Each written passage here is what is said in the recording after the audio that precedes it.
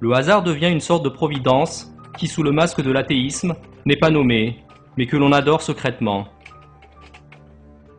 Ces mots appartiennent au célèbre zoologiste Pierre-Paul Grasset, ancien président de l'Académie française des sciences, et lui-même évolutionniste, qui récapitule comment les évolutionnistes adoptent le concept de hasard comme étant leur dieu.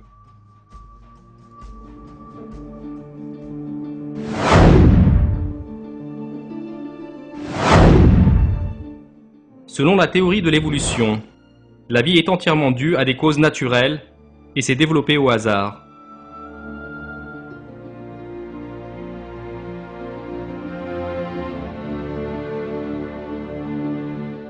Autrement dit, les évolutionnistes considèrent le hasard comme étant divin et prétendent que c'est tellement sensé, conscient et puissant, comme s'il était capable de créer tous les systèmes délicats et les êtres vivants dans l'univers. Selon eux, l'univers dans lequel nous vivons, pourvu d'innombrables équilibres délicats, les millions d'espèces différentes d'êtres vivants et leurs structures, qui possèdent des structures et des caractéristiques extrêmement complexes, ont graduellement surgi comme par hasard. Cependant, le fait est qu'aujourd'hui, de tels domaines scientifiques comme la biologie, la paléontologie, la génétique, la biochimie et la microbiologie ont prouvé que la vie ne pourrait jamais en aucune façon surgir par hasard et dans des conditions naturelles.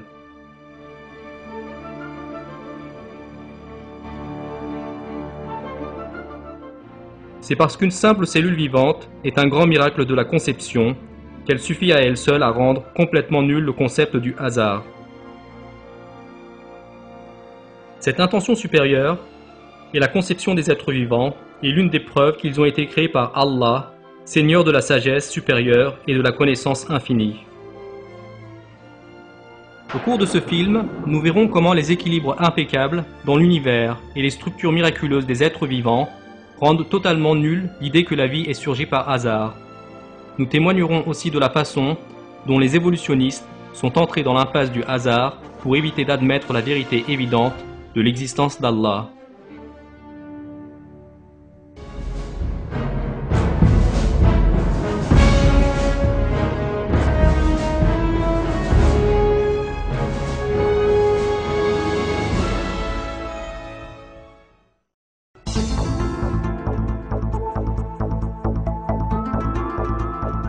Pensez juste aux choses que vous voyez à partir du moment où vous vous réveillez le matin. Le miroir dans lequel vous vous regardez chaque matin, la clé qui ouvre votre porte de voiture, les feux de signalisation le long de la route, les panneaux d'affichage, les voitures, etc. Prenez un peu de temps pour réfléchir et il n'y aura aucun doute que chacune de ces choses a été créée dans un but particulier.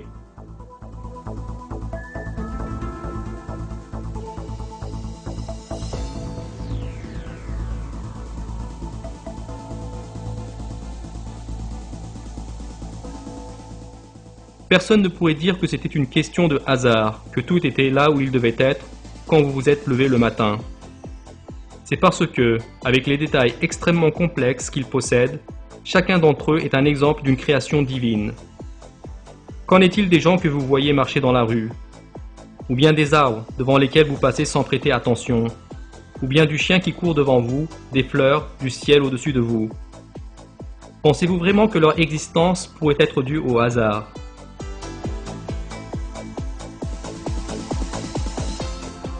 Celui qui pense avec sa raison et sa conscience, sans être sous l'influence d'une quelconque préconception, se rendra immédiatement compte que les êtres vivants et les gens ne peuvent pas être le travail du hasard. Ils comprendront que c'est Allah, l'Omniscient et le Tout-Puissant, qui crée tous les êtres vivants.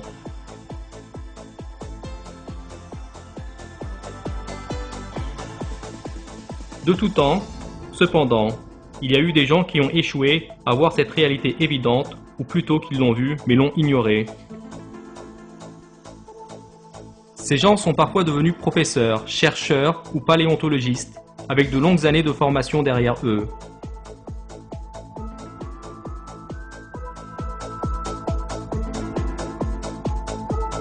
Ils prétendent que les arbres, les oiseaux, les nuages, les maisons, les voitures, vous-même, les gens, tout autour de vous, en bref, tout dans l'univers, animés et inanimés, sont le travail du hasard aveugle.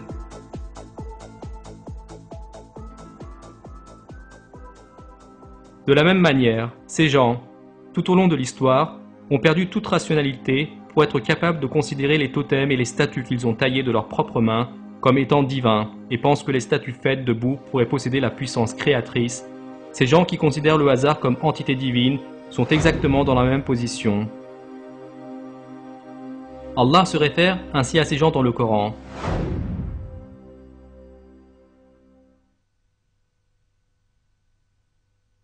Celui à qui appartient la royauté des cieux et de la terre, qui ne s'est point attribué d'enfant, qui n'a point d'associé en sa royauté, et qui a créé toute chose en lui donnant ses justes proportions. Mais ils ont adopté en dehors de lui des divinités qui, étant elles-mêmes créées, ne créent rien, et qui ne possèdent la faculté de faire ni le mal ni le bien pour elles-mêmes, et qui ne sont maîtresses ni de la mort, ni de la vie, ni de la résurrection.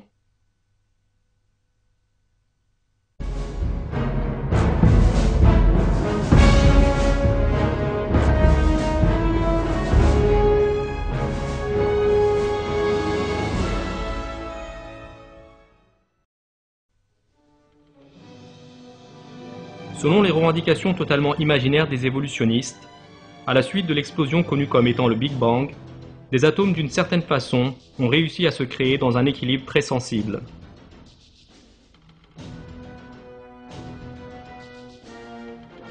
Certains des atomes qui se répandraient au hasard seraient venus ensemble par hasard et auraient formé les étoiles et les planètes dans l'espace, tandis que d'autres auraient formé notre Terre.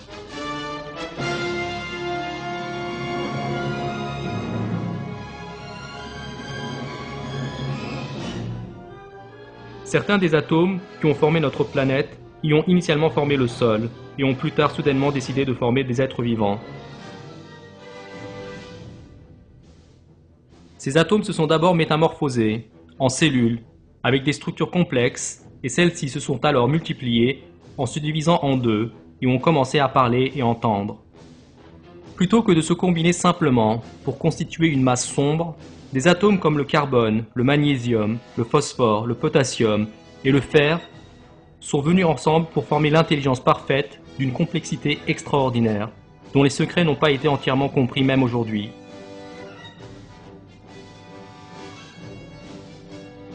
Cette intelligence a commencé à avoir des images tridimensionnelles, d'une qualité succédant de loin à n'importe quelle technologie d'aujourd'hui.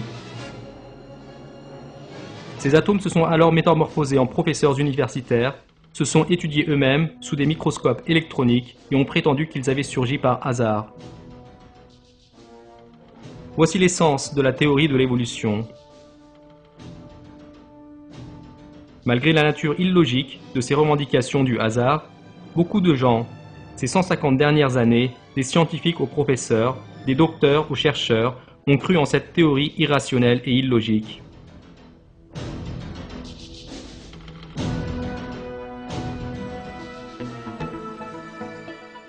Examinons maintenant cette revendication au moyen d'une expérience très simple, mais facilement compréhensible et convaincante pour fournir la réponse nécessaire au scénario imaginaire des évolutionnistes. Laissez quelqu'un qui croit en la puissance créatrice d'événements fortuits prendre un grand baril.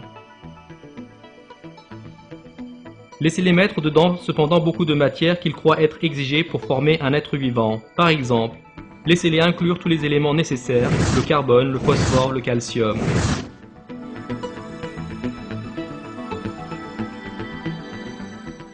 Laissez-les aller encore plus loin et placer des acides aminés et des protéines. Rien de cela ne pourrait probablement avoir surgi par hasard dans ce baril. Laissez-les alors soumettre ce mélange à toutes les sortes d'influences externes. Par exemple, chauffez ou refroidissez le baril. Laissez-le être frappé par la foudre ou appliquez le courant électrique. Laissez-les remuer les substances qu'ils ont placées dans le baril avec n'importe quel dispositif qu'ils choisissent, tant qu'ils choisissent, quelle que soit la vitesse qu'ils choisissent. De plus, laissez-les monter la garde sur ce baril, transférant cette responsabilité de père en fils pendant des milliers, voire des milliards d'années. Laissez-les consulter d'autres personnes, rencontrer les principaux biologistes du monde, des généticiens, des physiciens et des experts de l'évolution.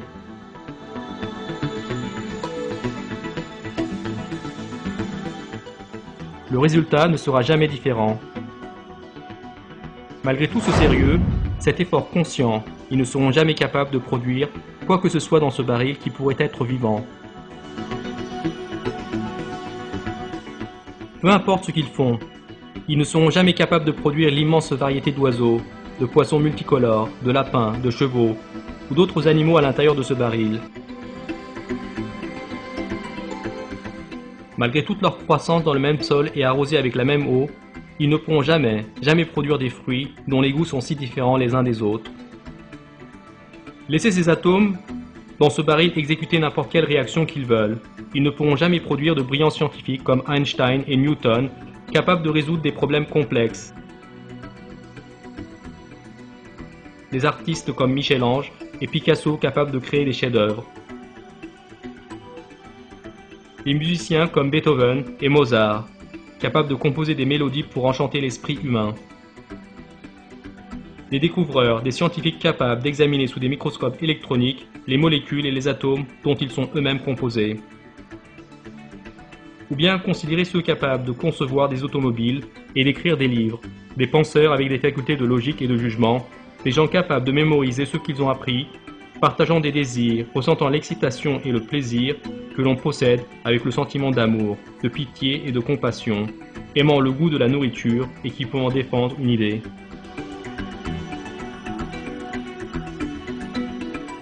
S'il en est ainsi, si aucun être vivant ne pourra jamais être produit par l'effort humain et l'association entière des connaissances humaines, comment la vie peut-elle être apportée dans un être à l'aide des atomes inconscients et des événements fortuits?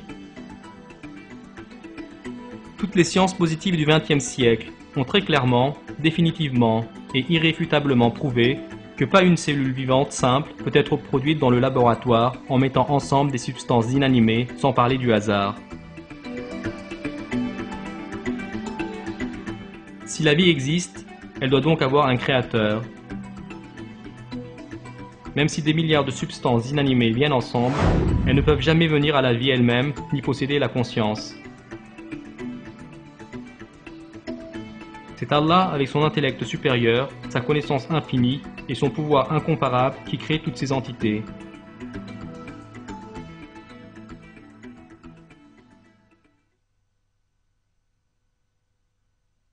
Votre Seigneur, c'est Allah, qui a créé les cieux et la terre en 6 jours, puis s'est établi istawa sur le trône. Il couvre le jour de la nuit, qui poursuit celui-ci sans arrêt. Il a créé le soleil, la lune et les étoiles, soumis à son commandement. La création et le commandement n'appartiennent qu'à lui, toute gloire à Allah, Seigneur de l'univers.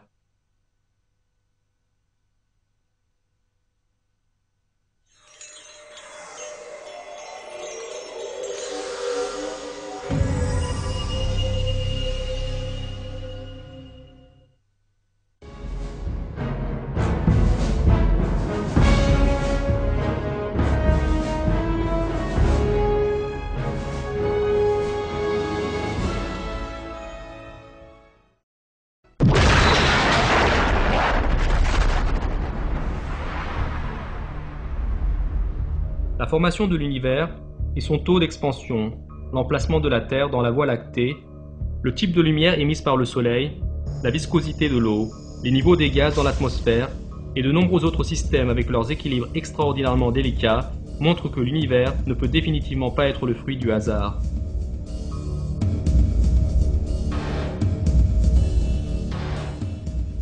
Chaque planète dans l'univers, grande et petite, fait partie intégrante d'un ordre plus grand.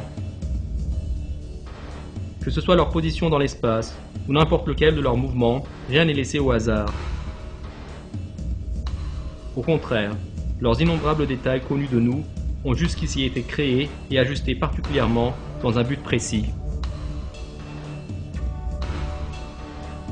De tous les facteurs innombrables influençant les équilibres dans l'univers, un changement de la position de juste une planète est assez pour apporter le chaos. Mais ces équilibres ne sont jamais renversés. L'univers continue, dans son ordre parfait, sans aucun problème. Tout cela est le résultat de la puissance suprême d'Allah sur la création.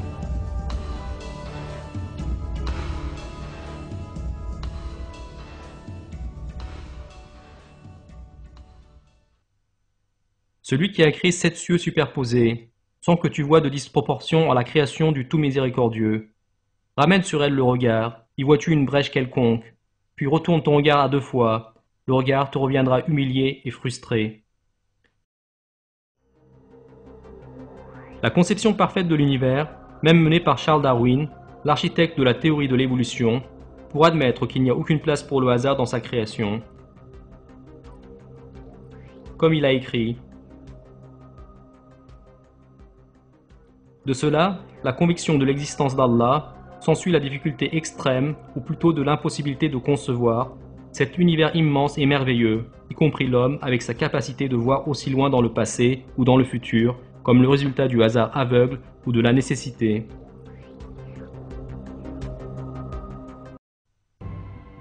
Un autre équilibre extrêmement important dans l'univers est la distance entre la Lune et la Terre. Cette distance est de la plus haute importance pour la survie de la vie sur Terre et en d'autres termes, de l'entretien de nombreux autres équilibres. En effet, la plus légère variation dans la distance entre 2 corps pourrait provoquer des déséquilibres significatifs. Par exemple, si la Lune était beaucoup plus proche de la Terre, elle pourrait entrer en collision avec notre planète. Si elle était beaucoup plus éloignée, elle partirait dans l'espace. Si elle était bien plus proche, les marées que la Lune provoque sur la Terre deviendraient dangereusement plus grandes. Des vagues océaniques avanceraient rapidement à travers les sections à basse altitude des continents.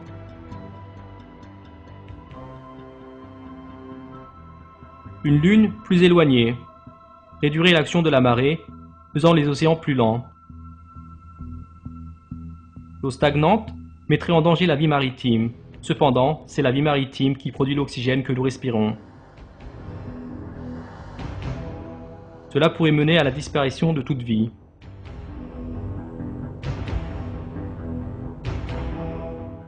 La distribution de corps célestes dans l'univers est conçue exactement pour se conformer aux besoins de la vie humaine. Ces distances affectent directement les orbites et même l'existence des planètes.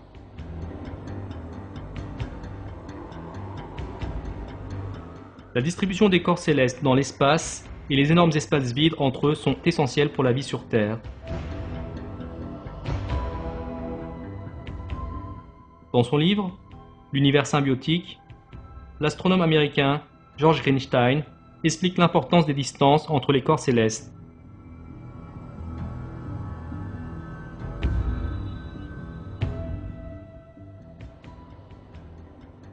Si les étoiles avaient été quelque peu plus proches, l'astrophysique n'aurait pas été tellement différente. Les processus physiques fondamentaux qui se produisent des étoiles, des nébuleuses et ainsi de suite auraient agi de façon inchangée. L'apparition de notre galaxie vue d'une certaine distance, lointaine et éloignée, aurait été la même. La seule différence aurait été la vue du ciel la nuit depuis l'herbe sur laquelle je suis couché, qui aurait été encore plus riche d'étoiles. Et, oh oui, encore une petite modification. Je n'aurais pas été là pour l'observer. Tous ces faits montrent qu'il y a des systèmes parfaits dans l'univers, consistant pour la plupart en de délicats équilibres qui sont essentiels pour la vie. Il n'y a aucun doute que ceux-ci ne peuvent pas être le travail d'un ordre établi par hasard ou grâce à des atomes inconscients.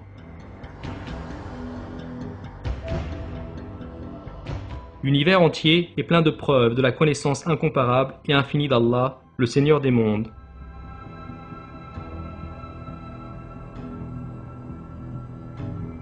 Dans le Coran, Allah révèle que Allah, point de divinité à part lui, le vivant, celui qui subsiste par lui-même, Al-Qayyum, ni somnolence ni sommeil ne le saisissent. À lui appartient tout ce qui est dans les cieux et sur la terre. Qui peut intercéder auprès de lui sans sa permission? Il connaît leur passé et leur futur, et de sa science, il n'embrasse que ce qu'il veut. Son trône Kursi déborde les cieux et la terre, dont la garde ne lui coûte aucune peine. Et il est le Très-Haut, le Très-Grand.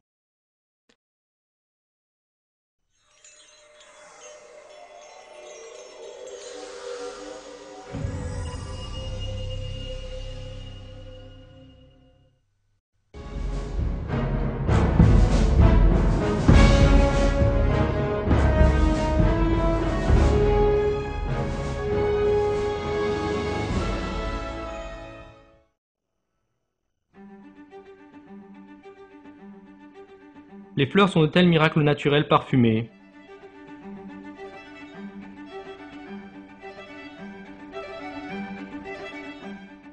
Les fruits offrent leur merveilleuse saveur et cachette en vitamines. Les arbres fournissent l'oxygène pour les êtres vivants. Ceux-ci sont parmi les merveilleuses bénédictions qu'Allah a données aux gens.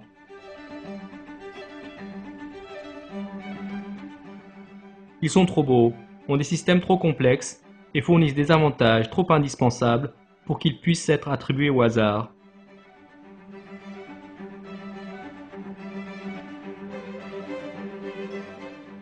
Les minuscules graines que vous voyez contiennent 60 fois plus d'informations que dans toute l'encyclopédie Britannica.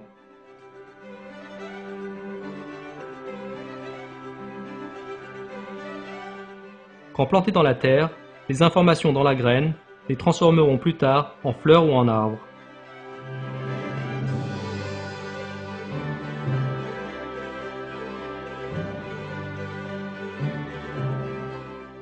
De chaque graine émerge une plante différente des autres dans le goût, l'odeur, la couleur et la taille.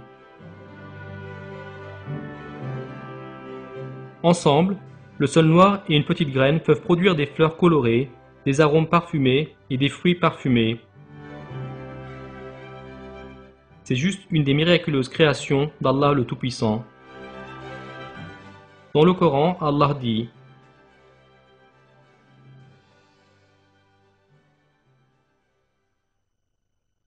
Voyez-vous donc ce que vous labourez? Est-ce vous qui le cultivez, ou en sommes-nous le cultivateur? Si nous voulions, nous le réduirions en débris, et vous ne cesseriez pas de vous étonner et de crier.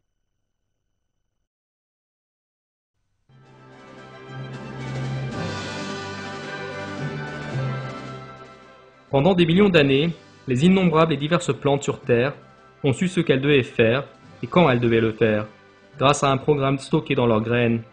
Et elles se rappellent ce programme et l'effectuent sans erreur.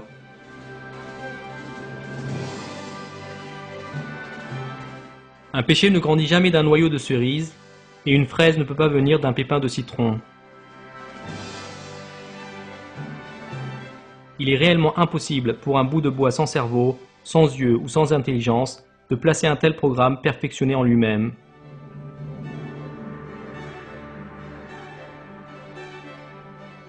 L'idée que ce système puisse avoir fonctionné parfaitement pendant des millions d'années, en raison du système de présence fortuite, est une fantaisie que tous les gens sensés trouveront ridicule. C'est Allah qui crée les plantes. Ce fait est révélé dans le Coran.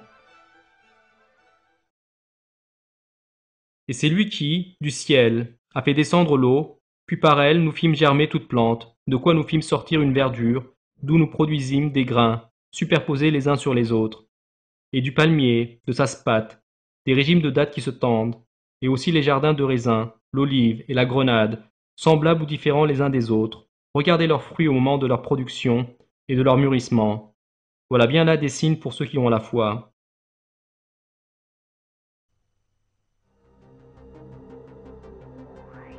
Des millions d'êtres vivants, dont chacun est équipé de systèmes les plus appropriés pour son environnement, le plus approprié pour ses besoins.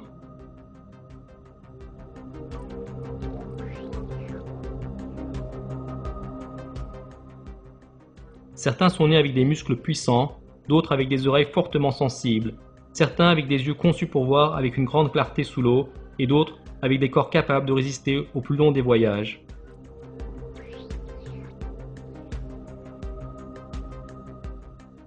Ainsi, qui leur a donné les informations dont ils ont eu besoin pour se préparer à un environnement qu'ils n'ont encore jamais vu?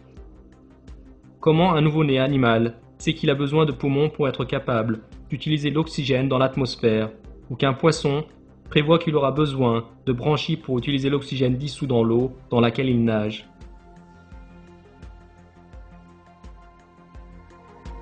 Comment des oiseaux peuvent se rendre compte qu'ils ont besoin de squelettes légers pour voler? Ces pingouins maritimes, qui ont besoin de plumes huilées afin de ne pas absorber de l'eau. Ces aigles, qui ont besoin d'une vue perçante pour voir leur proie à des milliers de mètres au-dessus de la terre. Qu'un pic vert ait besoin d'un système de suspension spécial pour protéger sa tête des commotions cérébrales. Comment des atomes fortuits et inconscients pourraient-ils avoir été créés des êtres vivants, ces merveilles de la conception avec des fonctions aussi parfaites? Une telle chose est bien sûr complètement impossible. C'est Allah, le Seigneur des mondes, qui a créé des êtres vivants avec leur merveilleux système, ensemble avec les conditions favorables qui permettent à chaque être vivant dans l'univers de grandir et prospérer. Le professeur Gary E. Parker était autrefois un évolutionniste, mais comme beaucoup d'autres scientifiques, sur la base de la recherche qu'il a fait en paléontologie et en biologie, il est arrivé à la conclusion que la théorie de l'évolution était invalide. Ici, il révèle ses vraies pensées dans la variété des espèces. Quelle variété spectaculaire que nous voyons parmi les êtres vivants, tant dans la variation des différentes sortes, que dans le nombre extraordinaire de sortes différentes. La plupart d'entre nous sont effrayés par la variation spectaculaire dans les couleurs, la taille, la forme, les caractéristiques et les fonctions que nous pouvons voir parmi la diversité incroyable d'êtres vivants qui embellissent notre planète. Pourquoi tant de variations? Darwin lui-même a décrit l'inquiétude qu'il a éprouvée en observant la perfection dans les animaux qui ont invalidé sa théorie.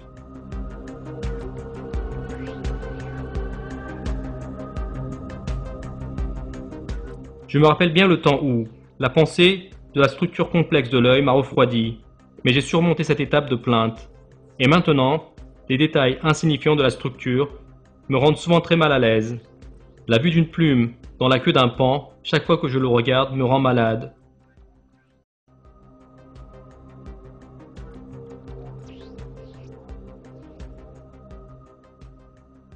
Le paon empenné, qui a rendu Darwin malade quand il l'a regardé, ainsi que toutes les merveilles de la conception chez les animaux, les plantes et la nature, sont toutes les preuves de la création au moyen duquel nous pouvons comprendre la force d'Allah, qui a créé tout de rien et par lequel nous pouvons correctement apprécier sa puissance. Allah attire notre attention sur ce fait dans le Coran.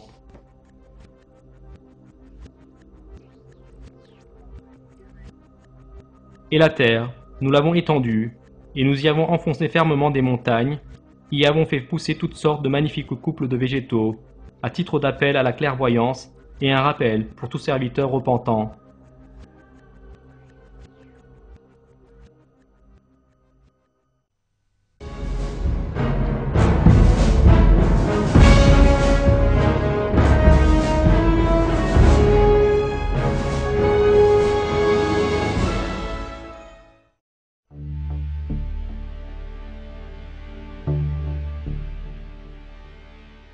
Les revendications de la théorie de l'évolution sont évidemment trop illogiques pour avoir besoin d'une discussion.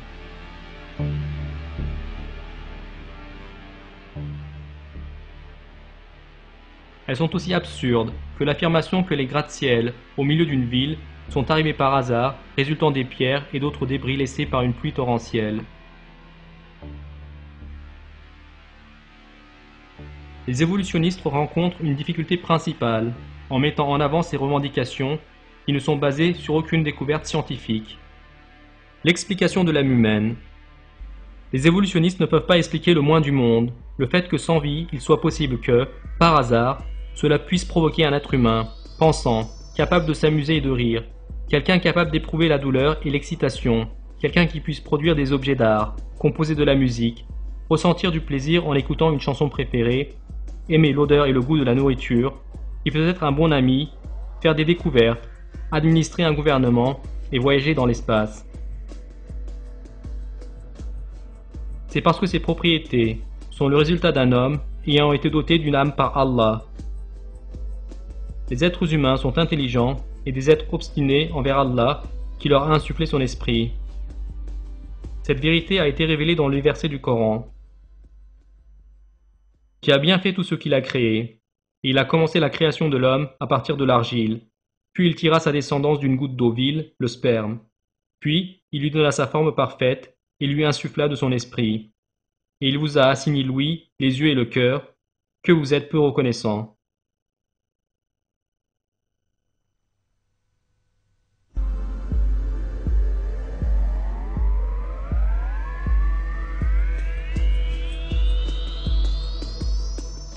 Environ 7 milliards de personnes vivent dans le monde. La majorité de ces gens possèdent de parfaits systèmes de vision et d'audition.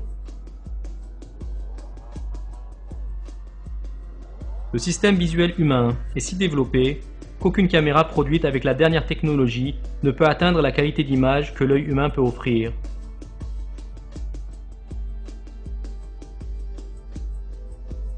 L'oreille humaine est plus avancée que le système auditif le plus moderne. Mais les darwinistes croient que ces systèmes visuels et auditifs, dont la technologie la plus avancée ne peut même pas s'approcher, sont les produits du hasard aveugle.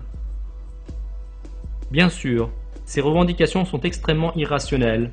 Le but du darwinisme est de faire en sorte que les gens nient le manifeste et le fait certain de la création. Il n'y a absolument aucun doute que des atomes sans vie, inconscients, ne peuvent pas penser.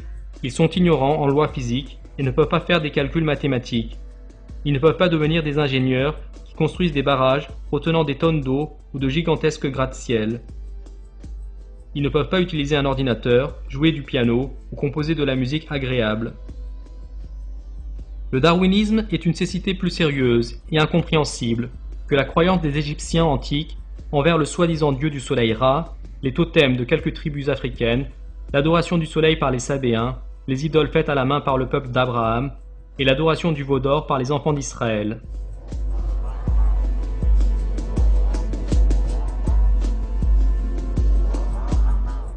C'est le manque d'intelligence qu'Allah désigne dans le Coran. Dans plusieurs versets, il dit que quelques personnes feront assombrir leur jugement et tomberont dans un état si misérable qu'ils seront incapables de voir la vérité. Il en est parmi eux qui viennent écouter, cependant que nous avons entouré de voiles leur cœur, qui les empêchent de comprendre le Coran. Et dans leurs oreilles est une lourdeur. Quand même, ils verraient toutes sortes de preuves, ils n'y croiraient pas. Et quand ils viennent disputer avec toi, ceux qui ne croient pas disent alors, ce ne sont que des légendes des anciens.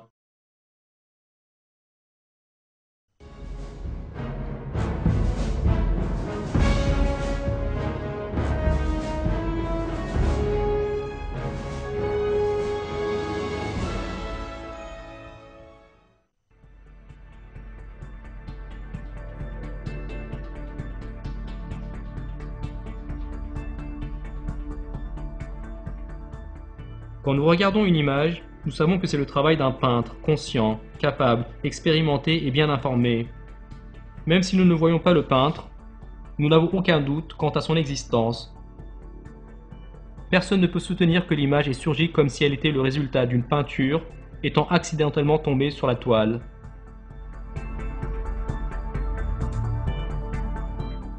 Quelqu'un qui aime ses peintures n'adresse pas son éloge et appréciation aux peintures en elles-mêmes, mais à leur architecte, le peintre qui les a fait.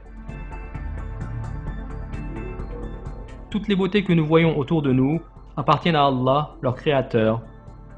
Seul Allah, le créateur incomparable d'entre tous, mérite l'éloge et les remerciements.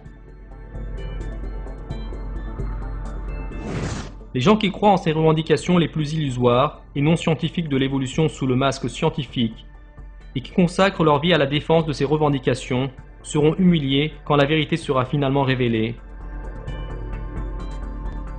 En effet, l'auteur américain Malcolm Muggeridge, qui était un partisan de l'évolution et de l'athéisme pendant de nombreuses années avant de réaliser son erreur et de devenir un croyant, dit « Je suis moi-même convaincu que la théorie de l'évolution, et particulièrement l'étendue à laquelle cela a été appliqué, sera une des grandes plaisanteries dans les livres d'histoire à l'avenir. La postérité fera merveille, à tel point qu'une hypothèse douteuse peut être acceptée avec la crédulité incroyable qu'il a. »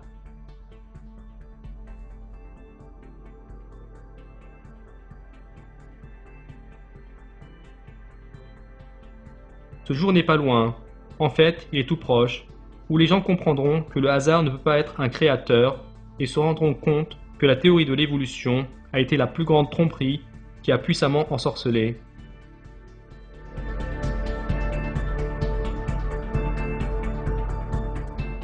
C'est parce que la vérité sur la création est évidente. Comme il est exposé dans le Coran, c'est Allah Tout-Puissant qui donne aux gens tout ce qu'ils possèdent et qui crée l'univers dans lequel nous vivons. Ce qu'une personne doit faire avant tout, c'est de connaître Allah, le Créateur d'entre nous, et le remercier. Dis, qui vous attribue de la nourriture du ciel et de la terre?